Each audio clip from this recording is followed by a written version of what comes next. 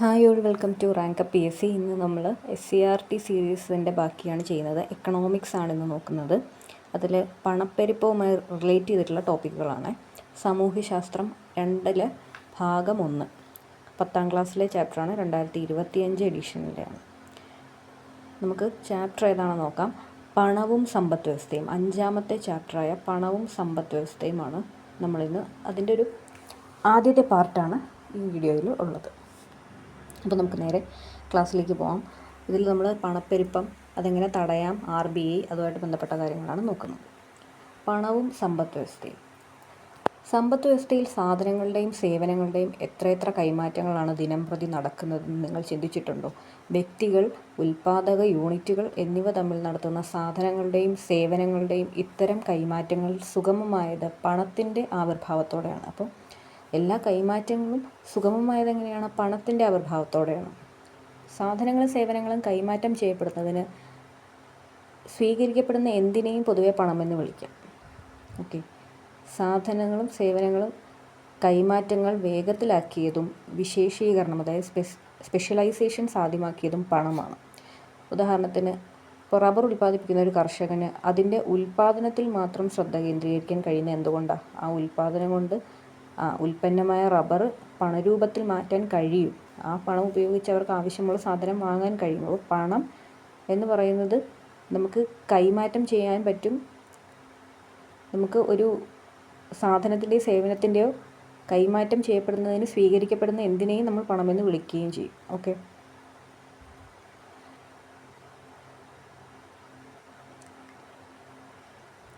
പണത്തിൻ്റെ രൂപങ്ങൾ അനുദിനം മാറിക്കൊണ്ടിരിക്കും. എന്നാൽ പണമില്ലാത്തൊരു സമ്പദ് വ്യവസ്ഥയെക്കുറിച്ച് നമുക്ക് ആലോചിക്കാൻ പോലും സാധിക്കില്ല. കാരണം ഉപഭോക്താക്കൾ, ഉൽപ്പാദകർ, വിതരണക്കാർ. ഓക്കെ, ഉപഭോക്താക്കൾ, ഉൽപ്പാദകർ, വിതരണക്കാർ എന്നീ തലങ്ങളിൽ പണം മനുഷ്യജീവിതത്തെ സ്വാധീനിക്കുന്നുണ്ട്.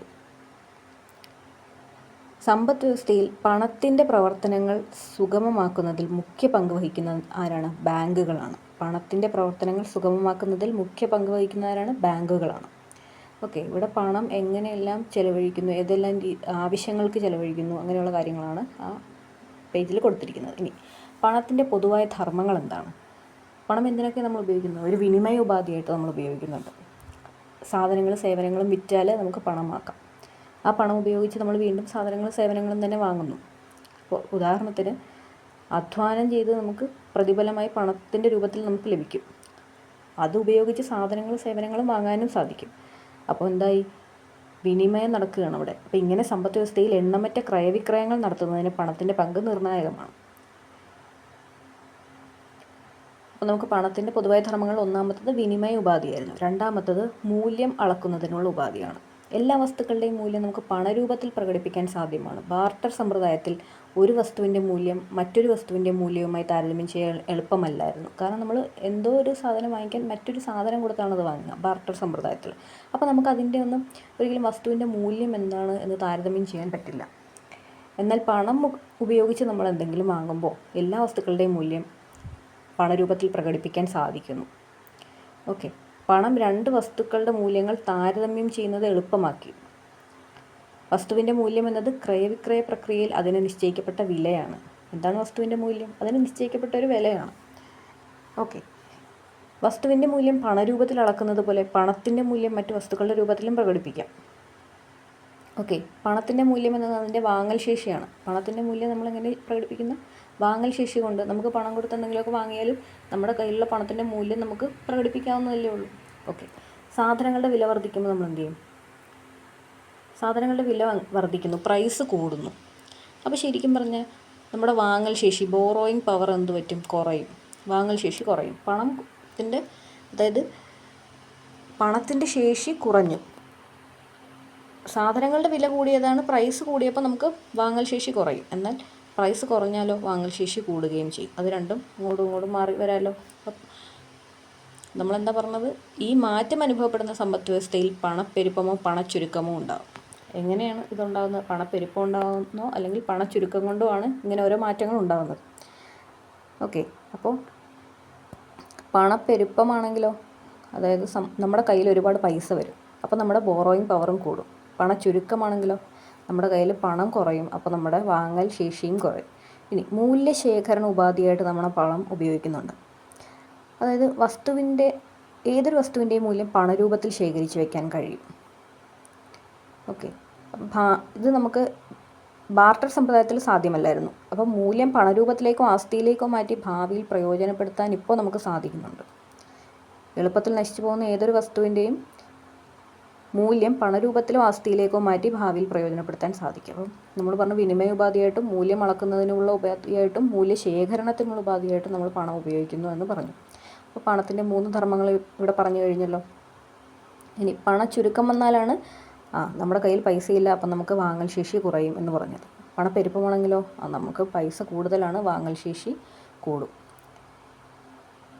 ഇനി ഭാവിയിൽ കൊടുക്കൽ വാങ്ങലുകൾ അതിനുള്ള ഉപാധിയായിട്ട് നമുക്ക് പണം ഉപയോഗിക്കാം. ആധുനിക കാലത്ത് പല വ്യാപാരങ്ങളും നടക്കുന്നത് പണമിടപാട് തീർക്കുന്നതിനുള്ള സാവകാശം ലഭിക്കുന്നു എന്നുള്ളത് കൊണ്ടാണ്. ഓക്കെ, കാരണം എന്താണ്? പണമിടപാട് തീർക്കാൻ നമുക്ക് സാവകാശം കിട്ടുന്നുണ്ട്. അപ്പോൾ നിലവിൽ സാധന സേവനങ്ങൾ കൈമാറുമ്പോൾ പണമിടപാടുകൾ പിന്നീട് തീർക്കാമെന്ന് പൊതുവെ ഉപഭോക്താക്കളും വിൽപ്പനക്കാരും അംഗീകരിക്കാറുണ്ട്. അപ്പോൾ വായ്പ അതാണ് ഉദ്ദേശിക്കുന്നത്. പിന്നീട് തന്നോളാം എന്ന് പറഞ്ഞാൽ എന്താണ്? അതൊരു വായ്പ പോലെയല്ലേ. അപ്പോൾ വായ്പ കൊടുക്കുന്നതും വായ്പ വാങ്ങുന്നതും മൂല്യം പണത്തിൽ അളക്കുന്നത് സാധ്യമാണ്. ഓക്കെ, ഇത് ഹ്രസ്വകാല ദീർഘകാല വ്യാപാരത്തിൽ ഏറെ സഹായകമാണ്. കാരണം വായ്പ കിട്ടുന്ന സഹായമല്ലേ. അതാണ് ഭാവിയിലുള്ള കൊടുക്കൽ വാങ്ങലുകൾ ഉപാധി എന്ന് പറഞ്ഞാൽ വായ്പ എന്ന് ഓർത്ത് വെച്ചാൽ മതി. ഇനി പണം സമ്പദ് വ്യവസ്ഥയിൽ പ്രവർത്തിക്കുന്നത് എങ്ങനെയാണ്? സമ്പദ് വ്യവസ്ഥയെ ചലിപ്പിക്കുന്നത്, അതിൻ്റെ പ്രവർത്തനങ്ങൾ വേഗത്തിലാക്കുന്നതും പണമാണ്. സമ്പദ് വ്യവസ്ഥ ചലിക്കുന്നതും അതിൻ്റെ പ്രവർത്തനം വേഗത്തിലാക്കുന്നതും ആരാണ്? പണമാണ്. ഉൽപ്പാദനം, പിന്നീട് അത് വിതരണം ചെയ്യണം, പിന്നെ അത് വാങ്ങി ഉപയോഗിക്കണം. അപ്പോൾ ഈ സാമ്പത്തിക പ്രവർത്തനങ്ങളാണ് ഈ 3: ഉൽപ്പാദനവും വിതരണവും ഉപഭോഗവും. അതിനെ ത്വരിതപ്പെടുത്തുന്നതും ക്രയവിക്രയങ്ങളെ വേഗത്തിലാക്കി സമ്പദ് വ്യവസ്ഥയെ ശക്തിപ്പെടുത്തുന്നതും പണമാണ്. ഇതെങ്ങനെയാണെന്ന് നോക്കാം. നമുക്ക് പ്രാഥമിക മേഖലയിൽ ഒരു സാമ്പത്തിക പ്രവർത്തനമാണ് ഉൽപ്പാദനം അല്ലേ. അപ്പോൾ നമുക്ക് നെല്ലുൽപ്പാദനം എടുക്കാം. അപ്പോൾ നെല്ലുൽപ്പാദനം നടക്കുന്നു. അപ്പം നെല്ല് ഉൽപ്പാദിപ്പിക്കുന്ന കർഷകർക്ക് ഒരുപാട് കാര്യങ്ങൾ വേണ്ടി വരും. പ്രൈമറി സെക്ടറിലൊരു കാര്യമാണ് റൈസ് പ്രൊഡക്ഷൻ എന്ന് പറയുന്നത്. അപ്പോൾ അതിന് വേണ്ടിയിട്ട് കുറേ കാര്യങ്ങൾ വേണമല്ലോ. രാസവളം, വിത്തിനം, കീടനാശിനി, യന്ത്രം, തൊഴിലാളി. അപ്പോൾ ഈ വളവും യന്ത്രസാമഗ്രിയും ഒക്കെ പണം ചെലവഴിക്കുമ്പോൾ അവർക്ക് കിട്ടും. അത് എവിടെ നിന്നാണ് ലഭിക്കുക അവർക്ക്? വ്യാവസായിക മേഖലയിൽ, അതായത് സെക്കൻഡറി സെക്ടറിൽ നിന്ന് കിട്ടും. അപ്പോൾ അവർക്കൊരു വരുമാനമായി. പ്രൈമറി സെക്ടറുകാരുടെ ആവശ്യങ്ങൾക്ക് വേണ്ടി ഒരു സെക്കൻഡറി സെക്ടറുകാരെ പണം കൊടുത്തിട്ട് അവിടുന്ന് സാധനങ്ങൾ വാങ്ങുന്നു.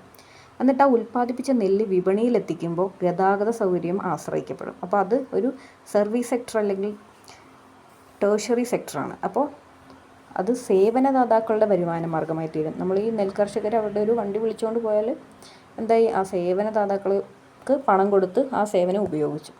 അപ്പോൾ എന്തായി? നമ്മൾ പറഞ്ഞത് എന്താണ്? ഉൽപ്പാദനത്തിലും വിതരണത്തിലും ഉപഭോഗത്തിലും അങ്ങനെ ഈ സാമ്പത്തിക പ്രവർത്തനങ്ങളെല്ലാത്തിനെയും ത്വരിതപ്പെടുത്തുന്നതും ക്രയവിക്രയങ്ങളെ വേഗത്തിലാക്കിയതും ആരാണ്? ഇവിടെ പണം. ഇനി വ്യാവസായിക മേഖല, സെക്കൻഡറി സെക്ടർ, സേവന മേഖല, ടേർഷറി സെക്ടർ. ഇതിന് രണ്ടിനും വരുമാനമായി ലഭിച്ച പണം വീണ്ടും സമ്പദ് വ്യവസ്ഥയിൽ ചെലവഴിക്കപ്പെടുന്നു. ഇങ്ങനെ സമ്പദ് വ്യവസ്ഥയിൽ ചെലവഴിക്കപ്പെടുന്ന ഓരോ കറൻസിയും വീണ്ടും വീണ്ടും കൈമാറ്റം ചെയ്യപ്പെട്ടുകൊണ്ടിരിക്കുന്നു. നമുക്കറിയാവുന്ന കാര്യം. എത്ര തവണ കൈമാറ്റം ചെയ്യപ്പെടുന്നു എന്നനുസരിച്ച് സമ്പദ് വ്യവസ്ഥയിലെ ക്രയവിക്രയങ്ങളും വർദ്ധിക്കുന്നു. ഇനി പണത്തിൻ്റെ ഒരു യൂണിറ്റ് ഒരു നിശ്ചിത സമയത്തിനുള്ളിൽ എത്ര തവണ കൈമാറ്റം ചെയ്യപ്പെടുന്നു എന്നത് പണത്തിൻ്റെ ചാക്രിക പ്രവേഗം, velocity of circulation of money എന്ന് അറിയപ്പെടുന്നു. പണത്തിൻ്റെ ഒരു യൂണിറ്റ് ഒരു നിശ്ചിത സമയത്തിനുള്ളിൽ എത്ര തവണ കൈമാറ്റം ചെയ്യപ്പെടുന്നു? പണത്തിൻ്റെ ഒരു യൂണിറ്റ് ഒരു നിശ്ചിത സമയത്തിനുള്ളിൽ, ഒരു ഫിക്സഡ് ടൈമിൽ എത്ര തവണ കൈമാറ്റം ചെയ്യപ്പെടുന്നു എന്നതാണ് നമ്മൾ പറയുന്നത് പണത്തിൻ്റെ ചാക്രിക പ്രവേഗം. പണത്തിൻ്റെ ചാക്രിക പ്രവേഗം എന്ന് പറയുന്നത്, അല്ലെങ്കിൽ velocity of circulation of money. പണത്തിൻ്റെ ചാക്രിക പ്രവേഗം കൂടുന്നത് സാമ്പത്തിക വളർച്ച ത്വരിതപ്പെടുത്തുന്നതിനും പണത്തിൻ്റെ ചാക്രിക പ്രവേഗം കുറഞ്ഞാലോ സാമ്പത്തിക വളർച്ച മന്ദീഭവിക്കുന്നതിനെയും സൂചിപ്പിക്കുന്നു. ഓക്കെ, അപ്പോൾ എക്കണോമിക് ഗ്രോത്ത് കൂടുന്നപ്പോഴാണ് അതായത് സർക്കുലേഷൻ ഓഫ് മണി കൂടുമ്പോഴാണ്. ഓക്കെ, പണത്തിൻ്റെ ചാക്രിക പ്രവേഗം കൂടുമ്പോഴാണ്. ഓക്കെ, വെലോസിറ്റി ഓഫ് സർക്കുലേഷൻ കൂടുക എന്ന് പറഞ്ഞാൽ എന്താണ്? ഗ്രോത്ത് റേറ്റ് കൂടുകയാണ്. വെലോസിറ്റി ഓഫ് സർക്കുലേഷൻ കുറവെന്ന് പറഞ്ഞാൽ എന്താ? ഗ്രോത്ത് റേറ്റ് കുറവെന്നാണ്. വളർച്ചാ നിരക്ക് കൂടിയ സമ്പദ് വ്യവസ്ഥയിൽ ഉൽപ്പാദകർക്കും ഉപഭോക്താക്കൾക്കും, അതായത് പ്രൊഡ്യൂസറിനും കൺസ്യൂമറിനും കൂടുതൽ പണം ചെലവഴിക്കാൻ സാഹചര്യമുണ്ട് അല്ലേ. വളർച്ചാ നിരക്ക് കൂടുതലെന്ന് പറഞ്ഞാൽ നമ്മൾ പറഞ്ഞു നമ്മുടെ വെലോസിറ്റി ഓഫ് സർക്കുലേഷൻ കൂടിയാൽ ഗ്രോത്ത് റേറ്റ് കൂടുതലാണെന്ന് പറഞ്ഞു. വെലോസിറ്റി കൂടിയാൽ ഗ്രോത്ത് റേറ്റ് കൂടുതലാണെന്ന് പറഞ്ഞു. ഇനി വെലോസിറ്റി കുറവാണെങ്കിലോ ഗ്രോത്ത് റേറ്റ് കുറവാണെന്നും പറഞ്ഞു. ഇതിൽ ഈ ഗ്രോത്ത് റേറ്റ് കൂടുതലാണെന്നുള്ള വെലോസിറ്റി കൂടുമ്പോൾ ഗ്രോത്ത് റേറ്റ് കൂടുന്നു എന്ന് പറഞ്ഞല്ലോ. അതിൽ വളർച്ചാ നിരക്ക് കൂടിയ എന്ന് പറഞ്ഞാൽ ആ കൺസ്യൂമറിനും പ്രൊഡ്യൂസറിനും കൂടുതൽ പണം ചെലവഴിക്കാൻ സാഹചര്യം ഉണ്ടെന്നല്ലേ അർത്ഥം. ഇനി വളർച്ചാ നിരക്ക് കുറഞ്ഞാലോ സമ്പദ് വ്യവസ്ഥയിൽ ഈ കൺസ്യൂമറിനും പ്രൊഡ്യൂസറിനും കുറച്ച് പണം മാത്രമല്ലേ ചെലവഴിക്കാൻ സാഹചര്യമുള്ളൂ. വളർച്ചാ നിരക്ക് കുറഞ്ഞാൽ പണം ചെലവഴിക്കുന്നതും കുറവായിരിക്കും. അതാണ് നമ്മളിവിടെ പറഞ്ഞത്. ഓക്കെ, അപ്പോൾ പണത്തിൻ്റെ ഒരു യൂണിറ്റ് ഒരു ഫിക്സഡ് ടൈമിൽ എത്ര തവണ കൈമാറ്റം ചെയ്തു എന്നുള്ളതാണ് പണത്തിൻ്റെ ചാക്രിക പ്രവേഗം, velocity of circulation of money. അപ്പോൾ അത് വെലോസിറ്റി കൂടിയാൽ ഗ്രോത്ത് റേറ്റ് കൂടും, വെലോസിറ്റി കുറഞ്ഞാൽ ഗ്രോത്ത് റേറ്റ് കുറയും. ഇനി വളർച്ചാ നിരക്ക് കുറഞ്ഞാൽ കുറച്ച് പണം മാത്രമേ ചെലവഴിക്കാൻ പറ്റൂ. വളർച്ചാ നിരക്ക് കൂടുമ്പോൾ എന്ന് ഞാൻ ഡിനോട്ട് ചെയ്ത എക്സ്പെൻഡിച്ചർ കേട്ടോ. എക്സ്പെൻസ് നമുക്ക് കൂടുതൽ ചിലവാക്കാൻ പറ്റും. ഗ്രോത്ത് കുറഞ്ഞാലോ എക്സ്പെൻസ് ചെയ്യാൻ നമുക്ക് സ്പെൻഡ് ചെയ്യാൻ നമുക്ക് പറ്റില്ല, കുറവായിരിക്കും. അതാണ് പറയുന്നത്. ഇനി പണവും കേന്ദ്ര ബാങ്കും. നമ്മുടെ കേന്ദ്ര ബാങ്ക് ആരാ? RBI. അതിനെക്കുറിച്ചാണ് ഇനി നമ്മൾ പറയാം. അപ്പോൾ പണമിടപാട് സുഗമമാക്കാനും സാമ്പത്തിക പ്രവർത്തനങ്ങൾ ക്രമീകരിക്കാനും പ്രധാന പങ്ക് വഹിക്കുന്നവരാണ് ബാങ്കും ധനകാര്യ സ്ഥാപനങ്ങളുമാണ്. ഓക്കെ, ഓരോ രാജ്യത്തിനും അതിൻ്റേതായ ബാങ്കിങ് സംവിധാനമുണ്ട്. ഇന്ത്യയിലെ ബാങ്കിങ് സംവിധാനമാണ് നമ്മൾ നോക്കാൻ പോകുന്നത്. പണവും കേന്ദ്ര ബാങ്കും. നമ്മുടെ രാജ്യത്ത് പ്രചാരത്തിലുള്ള കറൻസികളും നാണയങ്ങളുടെ ഉറവിടം എന്താണ്? ഓരോ രാജ്യത്തും അതത് രാജ്യത്തിൻ്റെ കേന്ദ്ര ബാങ്കുകളായിരിക്കും ഈ പണത്തിൻ്റെ എല്ലാം അന്തിമ അധികാരി. അപ്പോൾ ഗവൺമെൻറ് ആണോ അധികാരി? അല്ല, പണത്തിൻ്റെ അന്തിമ അധികാരി ആരാണ്? കേന്ദ്ര ബാങ്ക്. ഓരോ രാജ്യത്തിനും അതത് രാജ്യത്തിൻ്റെ കേന്ദ്ര ബാങ്കുകളാണ് പണത്തിൻ്റെ അന്തിമ അധികാരി. ഇന്ത്യയുടെ കേന്ദ്ര ബാങ്ക് റിസർവ് ബാങ്ക് ഓഫ് ഇന്ത്യയാണ്, RBI. റിസർവ് ബാങ്കിൻ്റെ തലവൻ റിസർവ് ബാങ്ക് ഗവർണറാണ്, നമുക്കറിയാവുന്ന കാര്യമാണ്. റിസർവ് ബാങ്ക് ഫോം ചെയ്യാൻ കാരണമായ ആക്ട് ഏതാണെന്ന് ചോദിച്ചാൽ 1934 reserve bank of India act. അതുപ്രകാരം റിസർവ് ബാങ്ക് രൂപീകരിച്ചതോ 1935 ഏപ്രിൽ 1. 1935 ഏപ്രിൽ 1. ഏപ്രിൽ 1 നമുക്ക് എപ്പോഴും ഓർത്തിരിക്കാൻ പറ്റുന്നൊരു കാര്യമാണല്ലോ. ഒരു ഫിനാൻഷ്യൽ ഇയർ തുടങ്ങുന്നത് ഏപ്രിൽ 1 അത് എവിടെയാണ് സ്ഥാപിതമായത്? കൊൽക്കത്തയിലാണ് സ്ഥാപിതമായത്. പിന്നെ എപ്പോഴത് മുംബൈയിലേക്ക് അതിൻ്റെ ആസ്ഥാനം മാറ്റുന്നത്? അത് 1937. അപ്പോൾ 1935 കൊൽക്കത്തയിലായിരുന്നു ആസ്ഥാനം. 1937 അത് മുംബൈയിലേക്ക് മാറ്റി. അപ്പോൾ സ്ഥാപിച്ചപ്പോൾ ആസ്ഥാനം എവിടെയായിരുന്നു? കൊൽക്കത്ത. 1937 അത് മുംബൈയിലേക്ക് മാറ്റുകയാണ് ചെയ്തത്. പിന്നെ RBI ദേശസാൽക്കരിക്കപ്പെട്ടത് ഏത് വർഷമാണ്? 1949. അപ്പോൾ 1934 RBI ആക്ട് പ്രകാരമാണ് നിലവിൽ വന്നത്. 1935 ഏപ്രിൽ 1 എവിടെ നിലവിൽ വന്നു? കൊൽക്കത്തയിൽ. 1937 മുംബൈയിലേക്ക് മാറ്റി. ദേശസാൽക്കരിക്കപ്പെട്ടതോ 1949. സമ്പദ് വ്യവസ്ഥയിൽ ബാങ്കുകൾ, ബാങ്ക് ഇതര ധനകാര്യ സ്ഥാപനങ്ങൾ എന്നിവയുടെ പ്രവർത്തനം നിയന്ത്രിക്കുന്നതും ഏകോപിപ്പിക്കുന്നതും കേന്ദ്ര ബാങ്കാണ്. ഓക്കെ, ഇനി റിസർവ് ബാങ്കിൻ്റെ ധർമ്മങ്ങൾ എന്തൊക്കെയാണെന്ന് നോക്കാം. കറൻസി അച്ചടിച്ചിറക്കുന്നു. അപ്പോൾ ഒന്നാമത്തെ ധർമ്മമാണ് കറൻസി അച്ചടിച്ചിറക്കുന്നത്.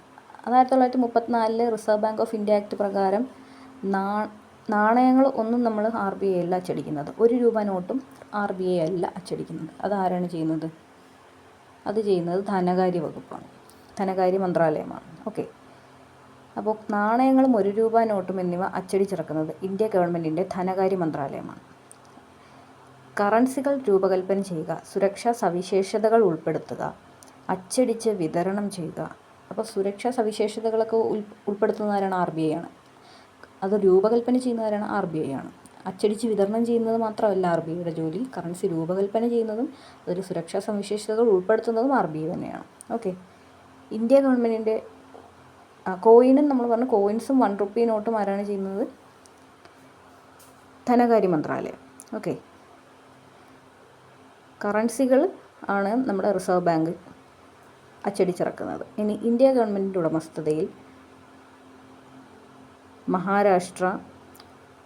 നാസിക്, ദേവാസ്, അതായത് മഹാരാഷ്ട്രയിലെ നാസിക്കിലും മധ്യപ്രദേശിലെ ദേവാസിലുമാണ്.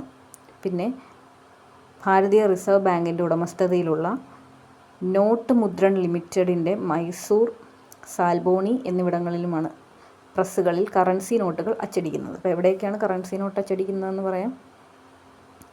ഇന്ത്യ ഗവൺമെൻറ് ഉടമസ്ഥതയിലുള്ള നാസിക്, മഹാരാഷ്ട്രയിലാണ് നാസിക്, മധ്യപ്രദേശിലാണ് ദേവാസ്. ഓക്കെ, അപ്പോൾ നാസിക്കിൽ, ദേവാസിൽ, പിന്നെ എവിടെയാണുള്ളത്? RBIയുടെ കീഴിലുള്ള RBI note Mudran limited. Okay, BRBNML എന്നാണ് പറയുക. Bharatiya reserve bank note Mudran limited, BRBNML. അതിൻ്റെ മൈസൂർ, അതായത് കർണാടകയിലാണ് മൈസൂർ, പിന്നെ പശ്ചിമ ബംഗാളിലുള്ള സാൽബോണി, ഇവിടെയൊക്കെയുള്ള പ്രസ്സുകളിലാണ് കറൻസി നോട്ടുകൾ അച്ചടിച്ചിറക്കുന്നത്. ഇനി നാണയങ്ങളോ, അത് ഇന്ത്യ ഗവൺമെൻറ്റിൻ്റെ ഉടമസ്ഥതയിലാണെന്ന് നമ്മൾ പറഞ്ഞത്. അത് മുംബൈ, ഹൈദരാബാദ്, കൊൽക്കത്ത, നോയിഡ എന്നിവിടങ്ങളിലെ മിൻറ്റുകളിലാണ്. കോയിൻ അച്ചടിക്കുന്ന സ്ഥലങ്ങൾ നമ്മൾ പറയുന്നതാണ് മിൻറ്റ്. ഓക്കെ, നമ്മൾ കറൻസി നോട്ട് എവിടെയൊക്കെയെന്ന് പറഞ്ഞു? ഗവൺമെൻറ്റിൻ്റെ കീഴിലുള്ളത് നാസിക്കിലും ദേവാസിലുമാണ്. നാസിക്ക് മഹാരാഷ്ട്രയിലും ദേവാസ് മധ്യപ്രദേശിലുമാണ്. ഇനി RBIയുടെ കീഴിലോ? മൈസൂർ, സാൽബോണി. ഓക്കെ, സാൽബോണിയാണ്, സാൽബോണി. പിന്നീട് നമ്മൾ പറഞ്ഞു കോയിൻസിൻ്റെ കാര്യം പറഞ്ഞത് മുംബൈ, ഹൈദരാബാദ്, കൊൽക്കത്ത, നോയിഡ എന്നിവിടങ്ങളിലെ മിൻറ്റിലാണ് എന്ന് പറഞ്ഞു. അപ്പോൾ 1934 reserve bank of India act പ്രകാരം നാണയങ്ങളും 1 രൂപ നോട്ടും ഒഴികെയുള്ള എല്ലാ കറൻസിയും അച്ചടിക്കാൻ അധികാരം RBIക്കാണ്. കറൻസി രൂപകൽപ്പന ചെയ്യുക, സുരക്ഷാ സവിശേഷത ഉൾപ്പെടുത്തുക, അച്ചടിച്ച് വിതരണം ചെയ്യുകയൊക്കെയാണ് RBIയുടെ പ്രധാന ധർമ്മങ്ങൾ. ഇനി കോയിൻസ് നമ്മൾ പറഞ്ഞത് എവിടെയൊക്കെയാണെന്ന് പറഞ്ഞു? കറൻസി നോട്ടുകൾ നാസിക്, ദേവാസ്, മൈസൂർ, സാൽബോണിയാണ്. കോയിൻസോ? മുംബൈ, ഹൈദരാബാദ്, കൊൽക്കത്ത, നോയിഡ. കോയിൻസ് അച്ചടിക്കുന്ന സ്ഥലത്ത് നമ്മൾ പറയുന്നതാണ് mint. Okay, mint, MINT, mint. ഇനി ഒരിക്കൽ പ്രചാരത്തിലുള്ള കറൻസികളുണ്ടല്ലോ, ഓൾറെഡി പ്രചാരത്തിൽ ഇപ്പോൾ ഉള്ള കറൻസികൾ, അത് ഗവൺമെൻറ്റിൻ്റെ നിർദ്ദേശത്തോടെ RBI പിൻവലിക്കും. ഗവൺമെൻറ് നിർദ്ദേശിച്ചാൽ RBI പിൻവലിക്കാം. ഇത് ഡീമോണിറ്റൈസേഷൻ എന്നറിയപ്പെടുന്നു. പ്രചാരത്തിലുള്ള കറൻസികൾ ഗവൺമെൻറ്റിൻ്റെ നിർദ്ദേശം കണക്കിലെടുത്ത് RBIക്ക് പിൻവലിക്കാവുന്നതാണ്. ഇതിനെയാണ് നമ്മൾ ഡീമോണിറ്റൈസേഷൻ എന്ന് പറയുന്നത്. 2016 നവംബർ 8 ഇന്ത്യയിൽ ഈ ലാസ്റ്റ് ഡീമോണിറ്റൈസേഷൻ നടന്നത്. 2016 നവംബർ 8. ഓക്കെ, എന്തിനാണ് ഡീമോണിറ്റൈസേഷൻ ചെയ്യുന്നത്? നമ്മൾ 8 അതിൻ്റെ ഇരട്ടി 16 അങ്ങനെ ഓർത്താൽ മതി. 2016 അങ്ങനെയാണെങ്കിൽ നവംബർ നേരെ 8 ഓക്കെ, എന്തിനാണിത് ചെയ്തത്? അഴിമതി, കള്ളപ്പണം, ഭീകരവാദം, വ്യാജ കറൻസി എന്നിവ തടയാനാണ് ഡീമോണിറ്റൈസേഷൻ ചെയ്യുന്നത്. ഓക്കെ, നമ്മൾ 500 രൂപയും 1000 രൂപയും പിൻവലിച്ചു. അതായത് ലീഗൽ ടെൻഡർ അല്ല എന്ന് പ്രഖ്യാപിച്ചു. ലീഗൽ ടെൻഡർ എന്നാണ് പറയുന്നത് ഈ നോട്ടിന്, കറൻസി നോട്ടിന്. ഓക്കെ, ഇപ്പോൾ 500ഉം 1000ഉം ലീഗൽ ടെൻഡർ അല്ല എന്ന് പറഞ്ഞിട്ട് പുതിയൊരു 500ഉം 2000ൻ്റെ നോട്ടുമാണ് അച്ചടിച്ചിറക്കിയത്. ഓക്കെ, അപ്പോൾ നമുക്ക് മാറ്റാൻ പൊതുജനങ്ങൾക്ക് ഡിക്ലറേഷൻ ഇല്ലാതെ മാറ്റാവുന്നത് 2016 ഡിസംബർ 31 വരെയും, എന്നാൽ ഡിക്ലറേഷനോട് കൂടി മാറ്റാവുന്നത് 2017 മാർച്ച് 31 വരെയുമായിരുന്നു. അത് RBIയിൽ നിക്ഷേപിക്കാൻ അവസരം ഉണ്ടായിരുന്നു. അപ്പോൾ 2016 നവംബർ 8 ലാസ്റ്റ് ഡീമോണിറ്റൈസേഷൻ നടന്നത്. അന്ന് 500ഉം 1000ഉം പിൻവലിച്ചിട്ട് 500ഉം 2000ഉമാണ് ഇറക്കിയത്. 1906 കോയിനേജ് ആക്റ്റും 2011 കോയിനേജ് ആക്റ്റും, 1906 2011 കോയിനേജ് ആക്ട് പ്രകാരമാണ് ഈ കോയിൻസ് അച്ചടിക്കാനുള്ളതും 1 രൂപ നോട്ട് അച്ചടിക്കുന്നതിനുമുള്ള അധികാരം ഗവൺമെൻറ് തന്നെ നിലനിർത്തിയിരിക്കുന്നത്. ഏതൊക്കെ ആക്ട് പ്രകാരമാണ്? 1906 കോയിനേജ് ആക്റ്റും 2011 കോയിനേജ് ആക്റ്റും പ്രകാരം. ഇനി റിസർവ് ബാങ്കിൻ്റെ അടുത്ത ചുമതലയാണ് ബാങ്കുകളുടെ ബാങ്കായി പ്രവർത്തിക്കുക എന്ന് പറയുന്നത്. RBI ഇന്ത്യയിലെ ബാങ്കുകളുടെ ബാങ്കായി പ്രവർത്തിക്കുന്നു. എന്താണ് ബാങ്കുകളുടെ ബാങ്കായി പ്രവർത്തിക്കുന്നത്? കാരണം ആപത്ത് ഘട്ടങ്ങളിൽ എന്ത് ചെയ്യും RBI? ബാങ്കുകൾക്ക്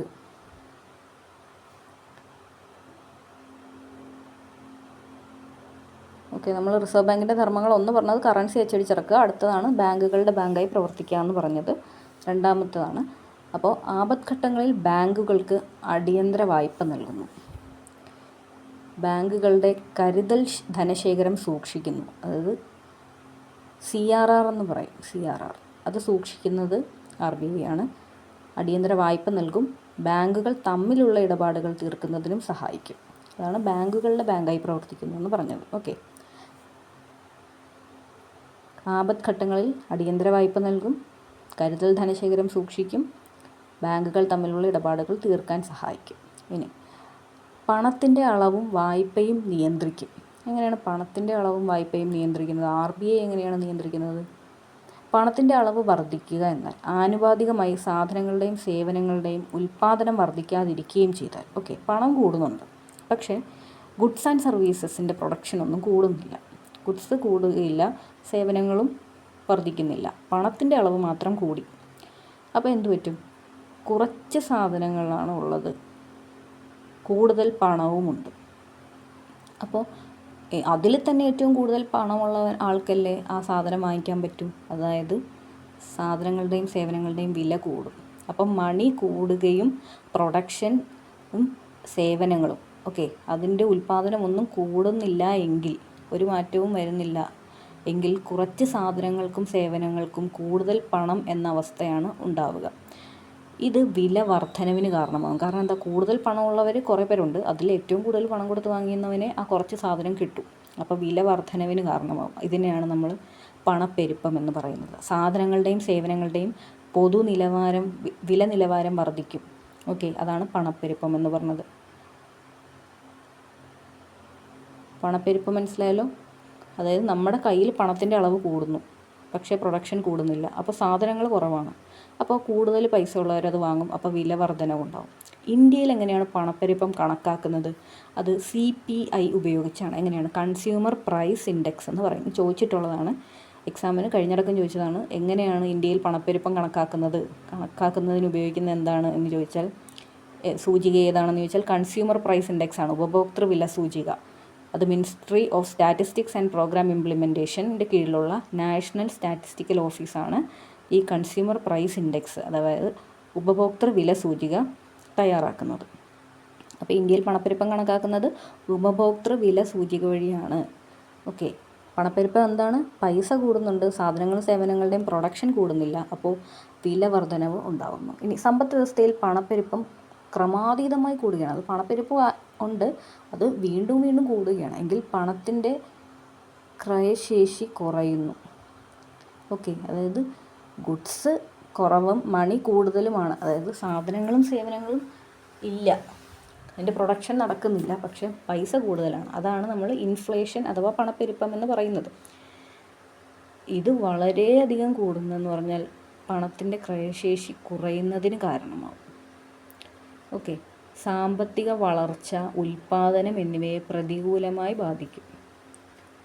സാമ്പത്തിക വളർച്ചയും ഉൽപ്പാദനത്തെയും പ്രതികൂലമായി ബാധിക്കും. ഇൻഫ്ലേഷൻ എന്ന് പറഞ്ഞാൽ പണപ്പെരുപ്പം അപ്പം നിയന്ത്രിക്കപ്പെടേണ്ട ഒരു കാര്യമാണ്. അതായത് പണം നമ്മുടെ കയ്യിൽ ക്രമാതീതമായി വരുന്നതും നല്ലതല്ല. അപ്പോൾ പണപ്രധാനത്തിൻ്റെ അളവ് കൂടുന്നത് പണപ്പെരുപ്പത്തിന് ഒരു കാരണമാണ്. പണപ്രധാനത്തിൻ്റെ അളവ് എന്താ? പണപ്രധാനം എന്താ? നമ്മുടെ കയ്യിൽ ഒരു സമ്പദ് വ്യവസ്ഥയിൽ പൊതുജനങ്ങളുടെ കൈവശവും ബാങ്ക് അല്ലെങ്കിൽ മറ്റ് ധനകാര്യ സ്ഥാപനങ്ങളിലും ശേഖരിച്ചിട്ടുള്ള പണവും ഉണ്ടല്ലോ, ആ പണം മൊത്തത്തിലാണ് നമ്മൾ പറയുന്നത് പണപ്രധാനം. അതായത് ലിക്വിഡിറ്റി എന്ന് പറയാം. ലിക്വിഡിറ്റി കൂടിയിരിക്കുകയാണ്. നമ്മുടെ സമ്പദ് വ്യവസ്ഥയിൽ ജനങ്ങളുടെ കയ്യിലും ബാങ്കിൻ്റെ കയ്യിലും ഒരുപാട് പൈസ ഉണ്ട്. RBI അല്ലാത്ത മറ്റ് ബാങ്കുകളുടെ കയ്യിൽ ഒരുപാട് പൈസ ഇരിക്കുന്നു. അതാണ് നമ്മൾ പണപ്രധാനത്തിൻ്റെ അളവ് കൂടുന്നു എന്ന് പറയുന്നത്. അപ്പോൾ പണപ്പെരുപ്പം കൂടിയിരിക്കുന്നതിന് ഒരു കാരണം എന്താണ്? പണപ്രധാനം കൂടിയതാണ്. നമ്മുടെ കയ്യിൽ ഒരുപാട് പൈസ വന്നതാണ് പണപ്പെരുപ്പത്തിന് കാരണം. കൂടുതൽ പൈസ വന്നപ്പോൾ എന്ത് പറ്റി? കുറച്ച് സാധനങ്ങളേ ഉള്ളൂ, അതിന് നമ്മൾ കൂടുതൽ പൈസ കൊടുത്ത് സാധനം വാങ്ങി എന്ത് പറ്റി? വിലക്കയറ്റം ഉണ്ടായി. അപ്പോൾ മൊത്തത്തിൽ സമ്പദ് വ്യവസ്ഥയിലുള്ള പൈസ എന്താണ്? അതാണ് പണപ്രധാനം. റിസർവ് ബാങ്ക് ഈ സമ്പദ് വ്യവസ്ഥയിൽ എത്ര പണം ഉണ്ട് അതിൻ്റെ അളവ് കാണുന്നത് M1, M2, M3, M4 എന്നീ രൂപങ്ങളിലാണ്. M1 എന്താണ്? പബ്ലിക്കിൻ്റെ കൈവശം, അതായത് പൊതുജനങ്ങളുടെ കൈവശമുള്ള നാണയങ്ങളും കറൻസി നോട്ടും വാണിജ്യ ബാങ്കിലെ സമ്പാദ്യ നിക്ഷേപവും. വാണിജ്യ ബാങ്കിൽ എന്തുണ്ട്? സമ്പാദ്യ നിക്ഷേപം. സേവിങ്സ് ഡെപ്പോസിറ്റ്, അതും കൂടെ ചേർന്നതാണ് M1 എന്ന് പറയുന്നത്. അപ്പോൾ പബ്ലിക് അല്ലെങ്കിൽ പീപ്പിളിൻ്റെ കയ്യിലുള്ളതും പിന്നെ വാണിജ്യ ബാങ്കിലെ സേവിങ്സ്, അതാണ് M1. M2 എന്താണ്? പബ്ലിക്കിൻ്റെ കയ്യിലുള്ള പൈസ, വാണിജ്യ ബാങ്കിലെ സേവിങ്സ് അക്കൗണ്ട് കൂടാതെ പോസ്റ്റ് ഓഫീസിലെ സേവിങ്സ് അക്കൗണ്ട്, അതും ചേർന്നാണ് M2. ഇനി M3 എന്താണ്? ഈ പബ്ലിക്കിൻ്റെ കയ്യിലുള്ളതും വാണിജ്യ ബാങ്കിൻ്റെ സമ്പാദ്യ നിക്ഷേപവും പോസ്റ്റ് ഓഫീസിലെ സമ്പാദ്യ നിക്ഷേപവും കൂടാതെ വാണിജ്യ ബാങ്കുകളിലെ അറ്റ സ്ഥിര നിക്ഷേപവും കൂടെ ചേർന്നതാണ്. ഓക്കെ, ഫിക്സഡ് ഡെപ്പോസിറ്റും കൂടെ ചേർന്നതാണ്, നെറ്റ് ഫിക്സഡ് ഡെപ്പോസിറ്റും കൂടെ ചേർന്നതാണ് M3. ഓക്കെ, അത് നമ്മൾ M1 + CB എന്ന് ഓർത്താലും മതി. ഇനി M4 എന്താണ്? അത് M3യുടെ കൂടെ പോസ്റ്റ് ഓഫീസിലെ മൊത്തം നിക്ഷേപവും പോസ്റ്റ് ഓഫീസിലെ മൊത്തം ടോട്ടൽ ഡെപ്പോസിറ്റുമാണ്. പക്ഷേ അതിൽ നാഷണൽ സേവിങ്സ് സർട്ടിഫിക്കറ്റ് ഒഴികെയുള്ളതെന്ന് പഠിക്കണം. അപ്പോൾ ഇത് നമ്മളൊക്കെ ആദ്യമായിട്ട് പഠിക്കുന്ന കുറേ കാര്യങ്ങളാണിത് SCERT ടെക്സ്റ്റിൽ. അപ്പോൾ M1 എന്ന് പറഞ്ഞാൽ പബ്ലിക്കിൻ്റെ കയ്യിൽ മാത്രമുള്ളതല്ല, പബ്ലിക്കിൻ്റെ കയ്യിലുള്ള നോട്ടും വാണിജ്യ ബാങ്കിലെ സമ്പാദ്യ നിക്ഷേപം സേവിങ്സ് അക്കൗണ്ട് ഓഫ് വാണിജ്യ ബാങ്കുകളിലെ സമ്പാദ്യ നിക്ഷേപവും ചേർന്നതാണ് M1 എന്ന് പറയുന്നത്. ഓക്കെ, M2 എന്താണ്? M1ഉം പോസ്റ്റ് ഓഫീസിലെ സേവിങ്സ് അക്കൗണ്ടും. M3യോ M1ഉം കൺസ്യൂമർ ബാങ്കിലെ അറ്റ സ്ഥിര നിക്ഷേപവും. ഇനി M4 എന്താണ്? M3യും പോസ്റ്റ് ഓഫീസിലെ ടോട്ടൽ ഡെപ്പോസിറ്റും. അതിൽ എന്താണ് ഒഴിവാക്കിയിരിക്കുന്നത്? നാഷണൽ സേവിങ്സ് സർട്ടിഫിക്കറ്റ് ഒഴികെയുള്ളത്. അപ്പോൾ M1 M2നെ നമ്മൾ നാരോ മണി എന്നും M3 M4നെ ബ്രോഡ് മണി എന്നും പറയും. M1 M2 എന്താണ്? നാരോ മണി, ഇടുങ്ങിയ പണം. M3 M4 എന്താണ്? ബ്രോഡ് മണി, വിശാലമായ പണം. ഇതാണ് പറയുന്നത്. ഓക്കെ, അപ്പം ബാക്കി നമുക്ക് അടുത്ത പാർട്ടായിട്ട് നോക്കാം. അപ്പോൾ ക്ലാസ് ഇഷ്ടപ്പെട്ടിട്ടുണ്ടെങ്കിൽ സബ്സ്ക്രൈബ് ചെയ്യുക. Thank you.